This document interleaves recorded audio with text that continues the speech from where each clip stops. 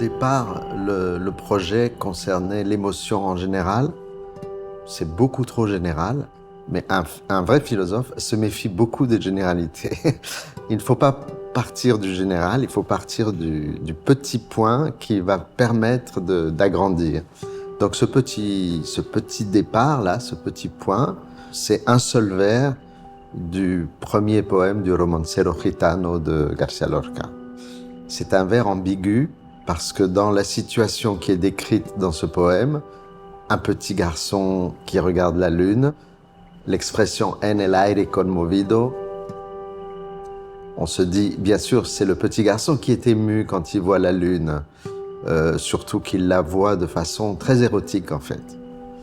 Mais c'est l'air lui-même qui est ému, c'est-à-dire que l'émotion se passe quelque part dans l'air entre le sujet, le petit garçon, et l'objet, c'est-à-dire la lune. À partir de là, on peut faire une sorte d'hypothèse, c'est pas une thèse, c'est une hypothèse.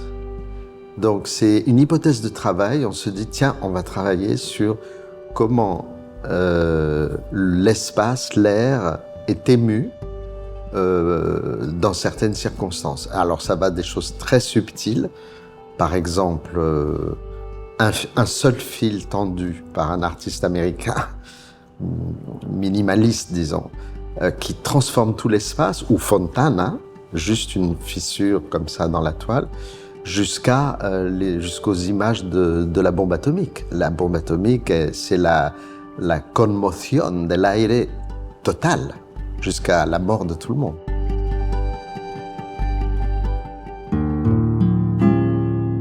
Alors, le duende, ici en Espagne, on sait ce que c'est. Ailleurs, on ne sait pas ce que c'est. Et dans l'histoire de l'art, telle qu'elle est écrite, d'ailleurs même en Espagne, l'histoire de l'art académique, on n'emploie jamais le mot de duende. C'est une catégorie qui n'existe pas. Pourquoi? C'est très intéressant de la réintroduire comme une sorte de moment critique par rapport à la tradition occidentale des beaux-arts. Les beaux-arts disent que la question de l'art, c'est beau ou pas beau. Le duende n'a rien à faire avec ça. D'ailleurs, García Lorca le dit très bien. Les arts, ils ont les muses. Et le flamenco, par exemple, le cantejondo, il a le duende. Donc le duende est une chose qui apparaît comme très singulière.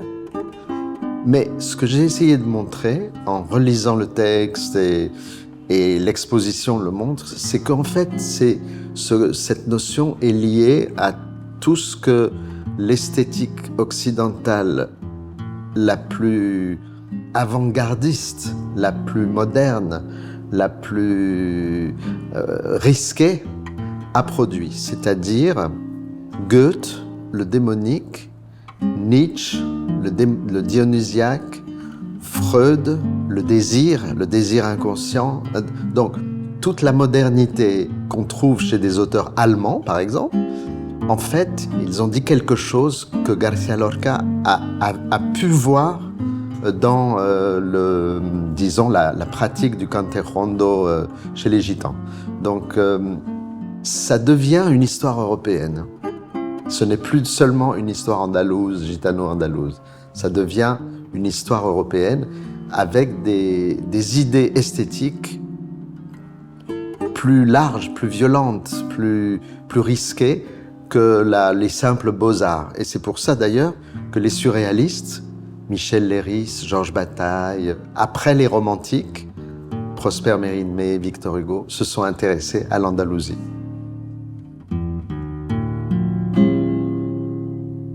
Les émotions, c'est un fait anthropologique de base, comme le fait de parler ou le fait de respirer. D'ailleurs, respirer, ça a un rapport avec l'émotion. Alors, devant les émotions, on est perturbé parce que les émotions sont des perturbations. Alors, il y a deux façons de se comporter, en fait, intellectuellement, en face des émotions. C'est soit on a envie de les mettre dans une case, de les mettre Alors par exemple, on va dire, là il y a la raison et là il y a l'émotion.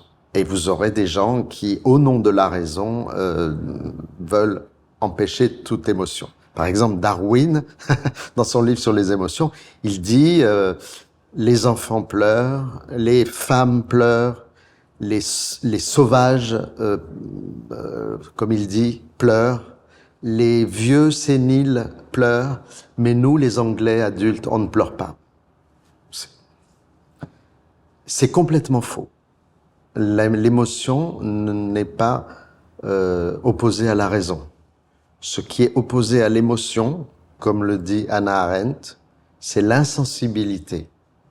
C'est-à-dire qu'on peut exercer sa raison tout en étant ému et sensible à quelque chose qui arrive. Par exemple, si vous parlez de la destruction des Juifs d'Europe par Hitler, vous devez le faire avec raison, mais vous devez aussi le faire avec colère. Voilà. Maintenant, donc, il y a des gens il y a deux tendances. L'une qui consiste à vouloir mettre les émotions dans un catalogue. C'est une sorte de raison classificatrice qui essaye de réduire, en fait, l'exubérance des émotions. On aboutit à des processus très policiers. On aboutit aux émoticônes sur nos... Voilà. Et puis, il y a une tendance que j'appelle émancipatrice qui accepte la fureur, qui accepte la colère, et ça, c'est des grands philosophes que, en tout cas, moi, je considère comme les plus grands, qui vont de Giordano Bruno, Spinoza, Nietzsche, Freud, et là, ils acceptent, et évidemment, toute la littérature. La littérature est une sorte d'acceptation du fait que on ne fait pas tout dans des cases.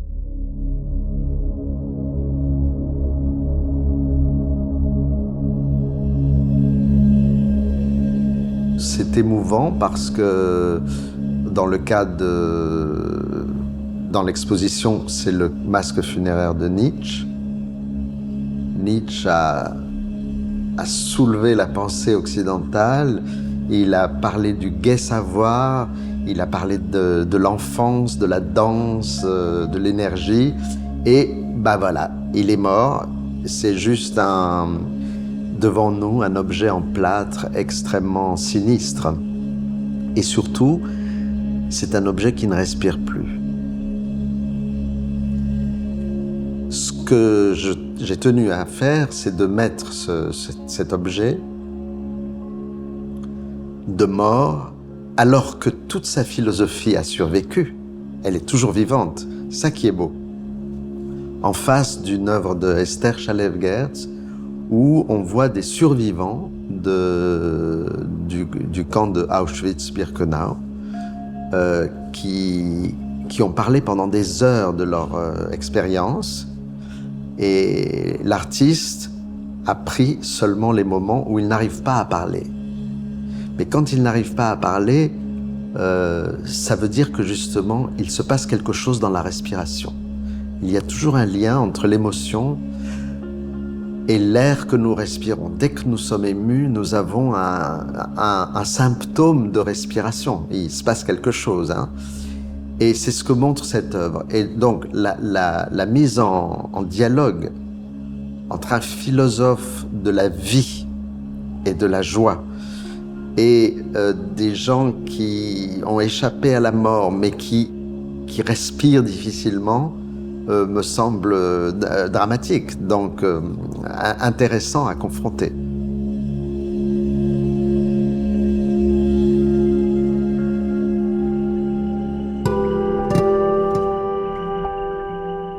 Les enfants, ils viennent au monde, ils n'ont pas compris encore le monde, et les enfants, c'est le futur, c'est notre futur. Les enfants voient, moi j'ai des expériences très précises avec des enfants qui m'ont montré des choses que je ne voyais pas. Et je suis censé être spécialiste du regard, mais pas du tout. Personne n'est...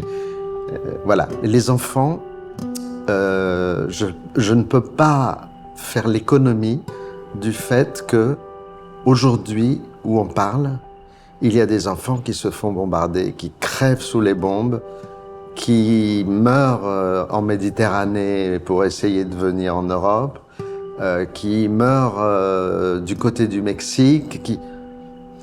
Les enfants, ils sont confrontés à la guerre et ils n'ont rien demandé. Donc c'est intolérable, c'est terrible. Alors nous, qu'est-ce qu'on fait? On essaye en quelque sorte, de leur donner comme on dit, donner la parole à quelqu'un, donner le regard.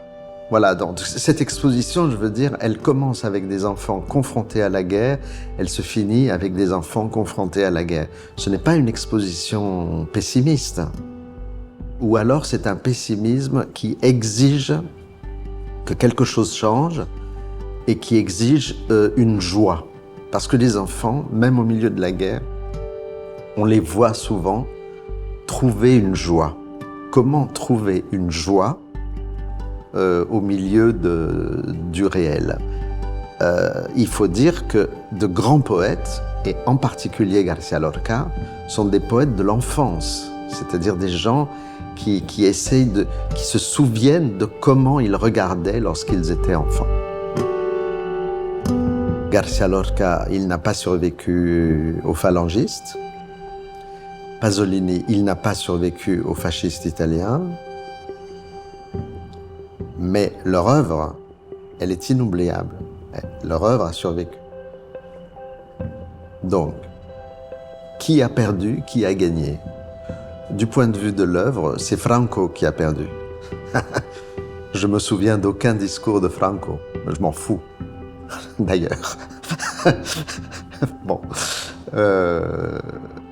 Et Pasolini, on se souviendra toujours de ses poèmes et de ses films. Donc, les poètes sont vraiment très faibles par rapport à l'histoire. Un poète n'est pas quelqu'un qui va changer l'histoire dans l'actualité. Un poète, c'est quelqu'un qui peut donner l'imagination politique à d'autres personnes. Voilà, c'est quelqu'un qui sait imaginer autrement. Et on a besoin d'imaginer autrement avant de transformer le monde. C'est un des points les plus importants de cette exposition, c'est que l'émotion n'est pas seulement dans un sujet ou un objet, mais dans l'espace qui est entre eux. En allemand, on appelle ça la Stimmung, c'est-à-dire l'émotion atmosphérique. Donc, beaucoup d'artistes se sont intéressés à l'émotion atmosphérique, celle qui est derrière moi en particulier. C'est une émotion atmosphérique. Il n'y a pas un sujet, un objet. Il y a, voilà, chez Gerhard Richter, c'est la même chose, avec des moyens très différents. Et c'est quelque chose qui vient beaucoup du romantisme. Voilà. Et le romantisme, c'est quelque chose qui a beaucoup influencé García Lorca dans son idée du duende. Donc, vous voyez, la question de l'émotion n'est pas ni objective, comme veulent les psychologues du comportement, ni trop subjective. Ce n'est pas seulement de la psychologie, mais elle est entre les deux, elle est atmosphérique. Voilà, mais c'est aire conmovido, c'est l'air qui est ému.